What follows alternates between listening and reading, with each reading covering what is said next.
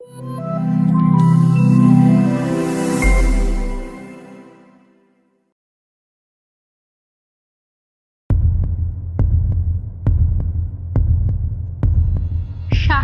জগতের বিভিন্ন স্বাদের গল্প দিয়ে সাজানো আমাদের এই বিশেষ নিবেদন বঙ্গগপ্প সংঘের অডিও বুক সিরিজ। আজ আপনার জন্য আমরা নিয়ে এসেছি রাস্কিন বন্ডের লেখা প্রেত পাহাড়ের বাতাস। গল্পটি নেওয়া হয়েছে বুক ফর্ম থেকে প্রকাশিত সমগ্র এই গ্রন্থ থেকে। ইংরেজি সাহিত্যের অন্যতম জনপ্রিয় লেখক হলেন রাস্কিন বন্ড। জন্ম হিমাচল প্রদেশের কাসৌলিতে। মাত্র 17 বছর বয়সেই লেখেন তার প্রথম উপন্যাস the room on the roof. সাহিত্যে তার অবদানের জন্য পেয়েছেন সাহিত্য একাডেমি পুরস্কার ও পদ্মশ্রী সম্মান। শুরু হচ্ছে রাস্কিন বন্ডের লেখা প্রেত পাহাড়ের বাতাস।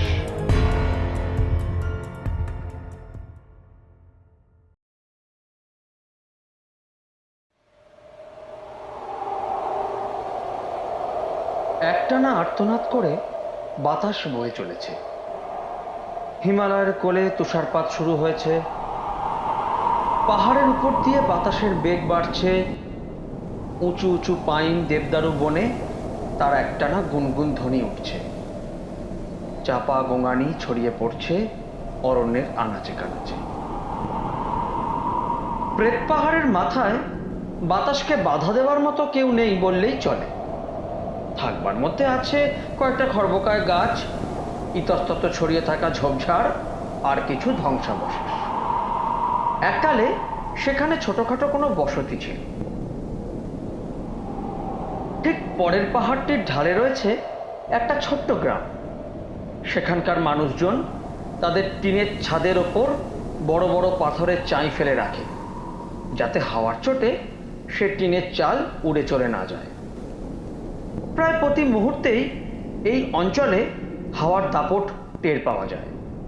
এমনকি রোদ ঝলমলে দিনগুলিতেও দরজা জানলা খটখট করে ওঠে, চিমনিগুলো আটকে যায়, জামা কাপড় উড়ে যায়। 3টে বাচ্চা নিচু পাথরের দেয়ালের ধারে দাঁড়িয়ে ভিজে জামা কাপড় পেতে দিয়েছিল শুকানোর জন্য। প্রত্যেকটির ওপর একটি করে পাথরের টুকরো রেখে দিয়েছিল, কিন্তু তাও সেগুলি ছোট ছোট পতাকার মতো পথ পথ করে উঠছিল। দাদামশাইয়ের লম্বা ঝুলের ঢিলে ঢালা জামাটা সামলাতে সামলাতে উষা রীতিমতো হিমশিম খাচ্ছিল। 11 কি 12 বছরের একরত্তি মেয়ে সে। মাথায় কাজল কালো চুল, টুকটুকে গোলাপের মতো নরম গাল। তার একটা ভাই আছে, নাম সুরেশ। সে বিছানার চাদরটা প্রাণপণে আঁকড়ে ধরেছিল। আর তাদের থেকে বয়সে সামান্য বড় বিন্না, সে উষার বন্ধু এবং প্রতিবেশীও বটে। জামা কাপড়গুলো এক এক করে তাদের হাতে তুলে দিচ্ছিল। একদিন তারা দেয়ালের উপর জামা কাপড়গুলো পেতে তার ওপর পাথরের টুকরো চাপা দিয়ে বেশ নিশ্চিন্ত মনে চ্যাপ্টা পাথরগুলোর ওপর বসে রোদ পোহাচ্ছিল। হাওয়াও দিচ্ছিল বেশ ফুরফুর করে। 3জনে চুপচাপ মাঠ পেরিয়ে সামনে প্রেত পাহাড়ের গায়ে ধ্বংসাবশেষের দিকে এক দৃষ্টে চেয়ে রইল। আমায় আজ বাজারে যেতেই হবে, উষা বলে উঠল। ইস, আমিও যদি আসতে পারতাম, কিন্তু বাড়িতে অনেক কাজ পড়ে আছে। গরুর কাজ, ঘরের কাজ, তাছাড়া মায়ের শরীরটাও ভালো না যে। বিন্না মন খারাপের সুরে কথাগুলি বলল। আমি যাব। সুরেশ লাফিয়ে উঠে বলল। বাজারে যাওয়ার নাম শুনলেই সে এক পায়ে খাড়া। প্রেত পাহাড়ের ওপাশটায় 3 মাইলটা গেলেই বাজার। না, তুই যাবি না। দাদামশাই কাঠগুলো কাটবে, তাকে সাহায্য করবি। ওদের বাবা আছে সেনাবাহিনীতে। দেশের কোন প্রান্তে বহু দূরে তার পোস্টিং। বাড়িতে পুরুষ মানুষ সে আর তার দাদামশাই। সুরেশের বয়স 8 পেরিয়েছে, নাদুস নুদুস চেহারা, পটল চেরা চোখ। সে জিজ্ঞেস করলো, একা একা ফিরবে, ভয় করবে না? ভয় করবে কেন? ওই পাহাড়ে ভূতেরা থাকে। আমি জানি, কিন্তু অন্ধকার নামার আগেই আমি ফিরে আসব। আর ভূতেরা দিনের আলোয় বেরোয় না। ওই ভাঙাচোরা বাড়িগুলোর মধ্যে কি অনেক ভূত আছে? দাদামশাই তো তাই বলেন। অনেক অনেক বছর আগে, প্রায় 100 বছরেরও বেশিই হবে, ওই পাহাড়টাতে ইংরেজরা থাকতো। কিন্তু জায়গাটা ছিল বড্ড বাজে, বৃষ্টি হলেই খালি বাজ পড়তো। তাই ওরা এ পাহাড় ছেড়ে অন্য পাহাড়ে গিয়ে বাড়ি টাড়ি করলো শেষমেশ। যদি ওরা চলেই গিয়ে থাকে, তবে সেখানে কোনো ভূতের ভয় থাকবে কেন? কারণ দাদামশাই বলছিল একবার এক ঝড়ের রাতে বাজ পড়ে ওখানকার একটা বাড়ির সবাই মরে গিয়েছিল, এমনকি বাচ্চাগুলোও। ওই বাড়িতে কি অনেকগুলো বাচ্চা ছিল? শুধুমাত্র ভাই আর বোন, দুজন। রাতের বেলা ওই ভাঙা বাড়িগুলোর পাশ দিয়ে ফেরার সময় দাদামশাই অনেকবার দেখেছে ওদের। আমাকে সে বলেছে এ কথা, চাঁদের আলোয় ভাই বোন নাকি এখনো খেলা করে। দাদু দেখে ভয় পায়নি বুঝি? না, বুড়ো মানুষরা ভূতে ডরায় না। দুপুর গড়ালে বেলা 2টোর দিকে উষা বাজারের দিকে রওনা দিল। সামনে প্রায় 1 ঘন্টার পথ। সর্ষে ফুলের হলুদ চাদর বিছানো ক্ষেতের মধ্যে দিয়ে হাঁটতে হাঁটতে সে এগিয়ে চলল। সামনেই পাহাড়, এরপর পাহাড়ের পিঠ বেয়ে উঠতে লাগলো। আর একটু উঠলেই সেই অভিশপ্ত ধ্বংসাবশেষ। এই পথ সোজা চলে গিয়েছে ওই ভগ্নাবশেষের মধ্য দিয়ে। উষা এটা ভালো করেই জানতো। মাঝে মধ্যে সপ্তাহের বাজার সারতে কিংবা শহরে মাসির বাড়ি যেতে সে এই পথেই যাতায়াত করত। ভাঙা দেয়ালগুলির মাঝে মাঝে বুনো ফুল ফুটে আছে। একদা যেটি ছিল বিশাল হলঘর, তার মেঝে ফুঁড়ে উঠে গেছে এক বুনো কুল গাছ। সাদা সাদা নরম ফুল ঝরে পড়ছে সে গাছ থেকে। পাথরের গাবে একটা টিকটিকি দ্রুত সরে গেল। ঠিক তখনই শীষ দিতে দিতে একটা ত্রাস পাখি শিক ভাঙা জানলায় এসে বসল। সূর্যের আলোয় তার বেগুনি রঙের পালক ঝলমলে উঠল। তারপরে শুরু হলো তার হৃদয় উজাড় করা সঙ্গীত। আপন মনে সুর ভাঁজতে ভাঁজতে ছোট্ট ছোট্ট লাফে এগিয়ে চলে উষা। অচিরেই পেছনে পড়ে থাকে সেই ধ্বংসাবশেষ। সামনে পথ খাড়া হয়ে নেমে গেছে উপত্যকায়। সেখানেই রয়েছে একটি ছোট্ট শহর, আর তার একটু দূরেই বিচ্ছিন্ন সেই বাজার। উষা বাজারে কাটালো বেশ কিছু সময়। সেখান থেকে টুকিটাকি যেমন সাবান, দেশলাই, মশলা, চিনি আর ঠাকুরদাদার হুঁকোর নল এবং সুরেশের জন্য অঙ্কের খাতা। তারপর কি মনে হলো সে কটা মার্বেল কিনে গেল মুচির দোকানে। তার মায়ের চটিটা সারাই করতে হবে। মুচি তখন খুব ব্যস্ত, তাই চটি জোড়া তার কাছে দিয়ে সে বলে গেল আধ ঘন্টার মধ্যে ফিরে এসে তা নিয়ে যাবে। সবশেষে উষা দেখল 2 টাকা তখনও বেঁচে। বাজারের একদম শেষ প্রান্তে এক বুড়ি তিব্বতী মহিলা তার ছোট্ট দোকানে বসে জপের মালা, পুঁতির হার, তাবিজ, কবচ ইত্যাদি নানা মণিহারি জিনিসপত্র বিক্রি করে। সেই বেঁচে যাওয়া টাকা দিয়ে ওই মহিলার থেকে সে নিজের জন্য একখানা হলদে রঙের পুঁতির মালা কিনল। এরপরেই পথেই দেখা হলো লক্ষ্মী মাসির সঙ্গে। সে আবার তাকে তার বাড়িতে নিয়ে বসিয়ে চা খাওয়ালে। উষা প্রায় ঘন্টাখানেক কাটিয়ে দিল দোকানগুলির ওপরে লক্ষ্মী মাসির ছোট্ট ঘরটায়। মাসি তাকে তার বাঁ কাঁধের যন্ত্রণার কথা, গাঁটের ব্যথার কথা শোনালো। এরপর 2 কাপ গরম গরম মিষ্টি চা খেতে খেতেই তার চোখ পড়ল জানলার বাইরে। স্পষ্ট দেখা যাচ্ছে দূরের পাহাড়ের ওপর ধীরে ধীরে কালো মেঘ জমছে। উষা তখন ছুট দিল মুচির কাছে। সেখান থেকে মায়ের চটি জোড়া নিয়ে দেখলো বাজারের ব্যাগ ভর্তি হয়ে গেছে। তাই সেটাকে এবার কাঁধের ওপর ঝুলিয়ে হাঁটা দিল গ্রামের দিকে। আশ্চর্যজনকভাবে হঠাৎ বাতাস বন্ধ হয়ে গেল। গাছগুলো সব স্থির দাঁড়িয়ে, একটা পাতাও নড়ছে না। ঘাসের মধ্যে ঝিঝি পোকাগুলো এক লহমায় স্তব্ধ হয়ে গিয়েছে। কতকগুলি কাক আকাশে পাক খেতে খেতে নেমে এলো একটা ওক গাছের ডালে। ওখানেই রাত কাটবে তাদের। আমায় অন্ধকার হবার আগেই বাড়ি পৌঁছতে হবে। আপন মনে বলতে বলতে উষা দ্রুত পা চালালো, কিন্তু ততক্ষণে আকাশ কালো হয়ে এসেছিল। ঘন কৃষ্ণকায় মেঘপুঞ্জ দেখলেই মনে ভয় ভয় জাগে। ছেয়ে ফেলেছে সমগ্র পেত পাহাড়টাকে। ঠিক তখনই উষা টের পেল ওর গালে বৃষ্টির প্রথম ফোঁটাটি আঘাত হানল। সঙ্গে তো কোনো ছাতাও নেই। এই ঘন্টা আগেই আবহাওয়াটা কত সুন্দর ছিল। এখন উপায় পুরানো স্কার্ফটা মাথায় ভালো করে পেঁচিয়ে নেওয়া আর শালটাকে কাঁধের ওপর ফেলে কষে বেঁধে দেওয়া। বাজারের ব্যাগটা বুকে জড়িয়ে ধরে হাঁটার বেগ বাড়ালো উষা। এখন সে আর হাঁটছে না, প্রায় দৌড়াচ্ছেই বলা চলে। কিন্তু তার হাঁটার সঙ্গে পাল্লা দিয়ে বৃষ্টির বেগও বাড়তে লাগলো। এবারে বড় বড় ভারী ফোঁটা পড়া শুরু হলো। অকস্মাৎ চোখ ধাঁধিয়ে পাহাড়ের ওপর বিদ্যুতের ঝলকানি।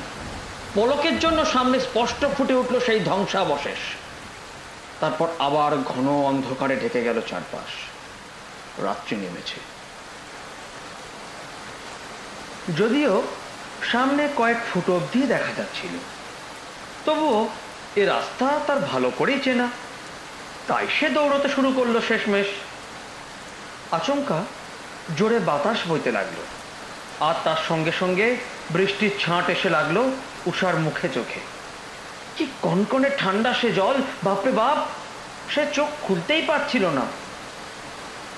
বাতাসের বেগ ক্রমশ বাড়তে লাগলো। তার সঙ্গে সঙ্গে একটা শোঁ শোঁ আওয়াজ উঠল, আর সঙ্গে যেন সেই বাতাসের চাপা নিঃশ্বাসের শব্দ। উষাকে আর এর সঙ্গে লড়তে হলো না। ততক্ষণে সে ওই বাতাস পেছনে রেখে তরতর করে এই খাড়া পাহাড়ে উঠতে লাগলো। আবার বিদ্যুতের চমক, আর তারপরেই উচ্চ নাদে বজ্রপাত। তার চোখের সামনে জেগে উঠল সেই ধ্বংসস্তূপ। কেমন যেন বিকট আর ভয়ানক দেখাচ্ছে, দেখলেই বুক কেঁপে ওঠে। সে জানতো বাড়ির একটা কোণায় এখনো পুরনো ছাদের কিছু অংশ টিকে আছে। একটা আশ্রয় তো হবেই। এই মুহূর্তে আর এগোনোর থেকে এটাই বরং ভালো। এই অন্ধকারে হাওয়ার গর্জনের মধ্যে এগোতে গেলে পথভ্রষ্ট হয়ে খাড়া পাহাড়ের কিনারায় চলে যাওয়ার প্রবল সম্ভাবনা। হু হু হু বাতাসের আর্তনাদ শোনা যাচ্ছে। উষা দেখল কুল গাছটা ভীষণ দুলছে, অনেকটা নুয়ে পড়েছে হাওয়ার তাণ্ডবে। গাছের পাতাগুলি মাটিতে বাড়ি খাচ্ছে কেবল। ভেঙে পড়া দেয়ালের এ প্রবল বাতাস আটকানোর সাধ্য নাই। উষা ধ্বংসস্তূপের মধ্যেই তার পথ খুঁজে পেল।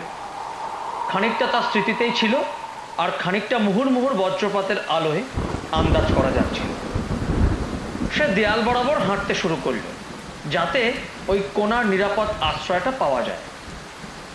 পাথরের গায়ে হাত দিয়ে ধার ঘেঁষে চলতে লাগলো সে। হঠাৎ তার হাত নরম লোমশ কিছু একটা স্পর্শ করলো। ভীষণ চমকে সে চিৎকার করে উঠে হাতটা দ্রুত সরিয়ে নিল। সঙ্গে সঙ্গে প্রাণীটা ডেকে উঠতেই সব পরিষ্কার হলো। এই পরিত্যক্ত বাড়িতে বেটাকে অনেকবার দেখেছে উষা। একটা বন বিড়াল এখানেই থাকে। কয়েক মুহূর্তের জন্য খুব ভয় পেয়ে গিয়েছিল উষা। এবার খুব সন্তর্পণে সে দেয়াল ধরে এগোতে লাগলো। এমন সময় শুনতে পেল টিনের ছাতের ওপর বৃষ্টির দামামা বাজছে। উষা থেমে গেল। এটাই তো সেই জায়গা, তাই না? শুধুমাত্র এই স্থানেই এক কোণে গুটিসুটি মেরে দাঁড়িয়ে থাকলে বাইরে ঝড় বৃষ্টির দাপট থেকে রেহাই পাওয়া সম্ভব। যদিও তার মাথার ওপর টিনের চাল যেভাবে আর্তনাদ করছিল আর মুহুর্মুহু ঠন ঠন করে কান ফাটানো আওয়াজ হচ্ছে, তাতে মনে হচ্ছে যে কোনো সময় এই গোটা চালটাই না উড়ে যায়। তবে একটা দৃগ্ভ্রষ্ট ওক গাছের ডাল টিনটাকে বেশ শক্ত করেই ধরে রেখেছে।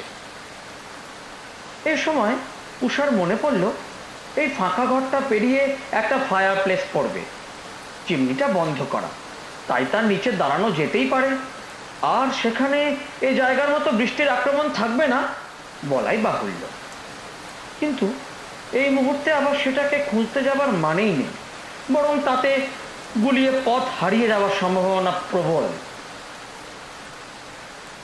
সব জামা কাপড় ভিজে গেছে উষার, তার কালো লম্বা চুল দিয়ে জল গড়িয়ে গড়িয়ে পড়ছে, তার পায়ের পাতা ধীরে ধীরে কেমন একটা কর্দমাক্ত হয়ে উঠছে। সে পায়ের তলা ঘষতে লাগলো, যদি কিছুটা গরম থাকে। হঠাৎ শুনতে পেলাম একটা ক্ষীণ কান্নার কণ্ঠস্বর। বিড়াল নাকি পেঁচা, কিন্তু ভালো করে শোনারও উপায় নেই। বাইরের বৃষ্টির ভয়ঙ্কর আওয়াজ চারপাশের সমস্ত শব্দকে যেন শুষে নিয়েছে। এই বিপদের সময় ভূত নিয়ে ভাববার অবকাশ নেই, কিন্তু এখন সে সেই বাড়িতেই দাঁড়িয়ে আছে, যদিও আর কোনো দিন আসার ইচ্ছে নেই। তবুও ঠাকুরদার বলা সেই অভিশপ্ত বজ্রাহত বাড়ির গল্প বারবার মনে পড়ে যাচ্ছিল উষার। ভগবানের কাছে বারবার উষা প্রার্থনা করছিল যাতে এ বাড়িতে আর বজ্রপাত না হয়, তার যে এখানেই আশ্রয় নিতে হয়েছে। পাহাড়ের ওপরে প্রলয়ঙ্কর বাজ পড়ছিল, অবিরত গুরুম গুরুম শব্দ উঠছিল, আর কয়েক সেকেন্ড বাদে বাদেই মেঘের বুক চিড়ে বিদ্যুৎ ঝলসে উঠছে। আর এমন সময় আচমকা একটা ভয়ঙ্কর বিদ্যুৎ চমকে চরাচর আলোকিত হয়ে গেল 2-1 সেকেন্ডের জন্য। আগেরগুলোর থেকে হাজার হাজার গুণ শক্তিশালী। এই ভগ্নস্তূপের আনাচে কানাচে আলোয় ভরে গেল মুহূর্তের জন্য। একটা নীল সরু রেখা বাড়িটার মেঝের প্রান্ত থেকে ও প্রান্ত যেন পুড়িয়ে দিয়ে গেল। উষা বিস্ময়ে বিস্ফারিত চোখে তাকিয়ে রইল সেদিকে। আর যেই না সামনের দেয়ালটা আলোয় ভরে গেল, সে দেখতে পেল সেই দেয়াল লাগোয়া পরিত্যক্ত ফায়ার প্লেসের ভেতর দুটো ছোট ছোট শরীর গুটি সুটি মেরে বসে আছে। হ্যাঁ, চেহারা দেখে তো ওদের বাচ্চাই মনে হচ্ছে, তবে কি? সেই মুহূর্তে ওই ছায়াময় অবয়বগুলি মাথা তুলে চাইল, স্থির দৃষ্টিতে উষার দিকে তাকিয়ে রইল। কিন্তু পরক্ষণেই আবার চারপাশ অন্ধকারে ডুবে গেল। উষার শির দ্বারা বেয়ে একটা আতঙ্কের স্রোত নেমে গেল। মনে হলো হৃৎপিণ্ড খুলে মুখ দিয়ে বেরিয়ে আসতে চাইছে।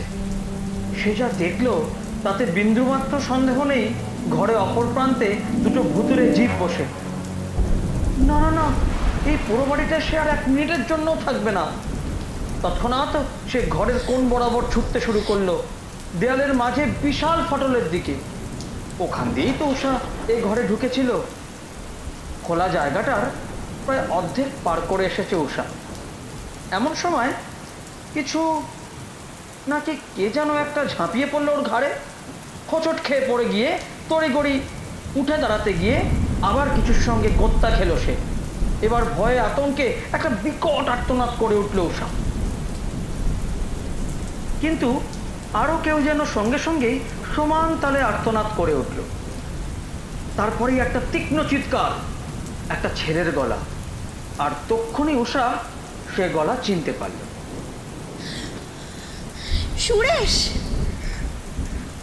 উষা, বিন্না, এটা আমি রে। আর এখানে তো আমরা। দেখা গেল তারা পরস্পর জড়াজড়ি করে একে অপরের ওপর পড়ে আছে। সব বোঝার পর তারা কিছুক্ষণ বিস্ময়ে তাকিয়ে থেকে তারপর হাসিতে একচোট হয়ে গড়াগড়ি খেল। সে হাসি আর থামে না। কিছু মুহূর্ত আগের বিভীষিকাময় অনুভূতিগুলি কেটে গিয়ে ছোট্ট মনগুলোতে যে স্বস্তির হাওয়া লেগেছে তা বলাই বাহুল্য। ধাতস্থ হয়ে উষা বলল, আমি তো ভাবলাম তোরাই সেই ভূতগুলো। আমরা ভাবলাম তুই ভূত। আয় আয়, শিগগির ছাদের তলায় আয়। উষা ওদের ডেকে নিল। তারপর ওরা 3 জন সেই ছাদের তলায় গাদাগাদি করে দাঁড়িয়ে উত্তেজিত স্বরে বক বক করতে লাগলো। অন্ধকার নেমে এলে আমরা তোকে খুঁজতে বেরিয়েছিলাম, আবার দুম করে ঝড় বৃষ্টি নেমে এলো। আমরা এক দৌড়ে ফিরে যাই বরং। আর 1 মুহূর্ত আমি এখানে থাকতে পারবো না। আমাদের দাঁড়ানো ছাড়া গতি নেই। সামনের পথে ধস নেমেছে, তাই এই ঝড় বাদলার রাতে ওই পথ একদম নিরাপদ নয়। সেরকম হলে হয়তো আমাদের সকাল অবধি অপেক্ষা করতে হবে, কিন্তু আমার যে খুব খিদে পেয়েছে। ঝড় বৃষ্টি থামার কোনো লক্ষণ নেই, তার সঙ্গে পাল্লা দিয়ে বিদ্যুতের মুহুর্মুহুর চমক আর কান ফাটানো বজ্রপাতের শব্দ। তবে তারা এখন আর ভয় পাচ্ছে না, একে অপরের সঙ্গে উষ্ণতা ভাগ করে নিচ্ছে। আতঙ্ক পেরিয়ে তাদের মনে সাহস ফিরে এসেছে অনেকটাই। এখন এই ধ্বংসস্তূপকেও আর অতটা ভয় লাগছে না। ঘণ্টাখানেক বাদে বৃষ্টিটা ধরে এলেও বাতাসের বেগ কমল না। তবে এতে আকাশের মেঘ কেটে যেতে থাকলো, আর তার সঙ্গে সঙ্গেই বজ্রপাতের শব্দ দূরে মিলিয়ে যেতে থাকলো। ধীরে ধীরে ঝোড়ো বাতাসও দূরে সরে গেল।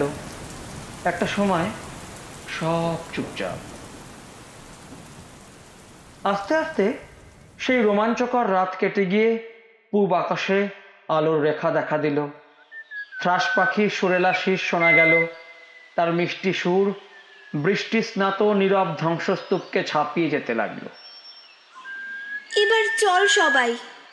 চলো চলো, আমার ভীষণ খিদে পেয়েছে।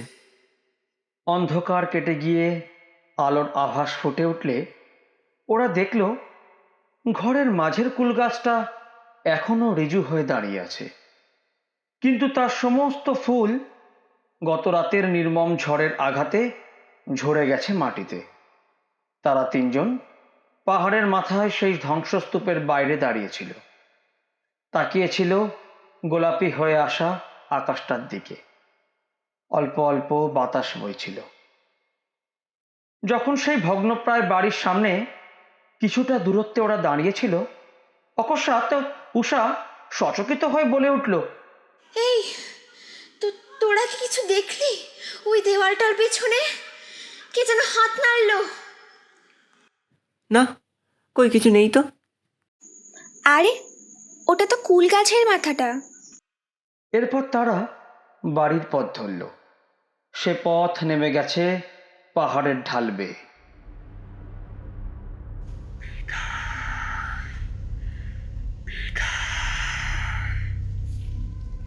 কি বিদায় বলে উঠলো?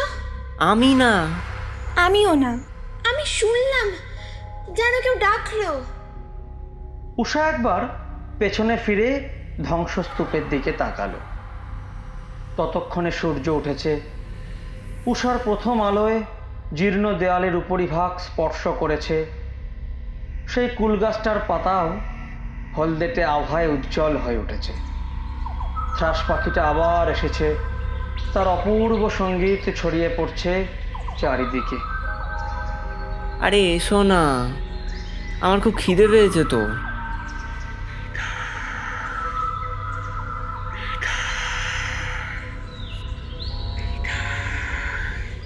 উষা শুনতে পাচ্ছিল আবার ওরা ডাকছে। সত্যিই কি কেউ ডাকছে, নাকি এও সেই বাতাসের শব্দ? নিতান্তই মনের ভুল।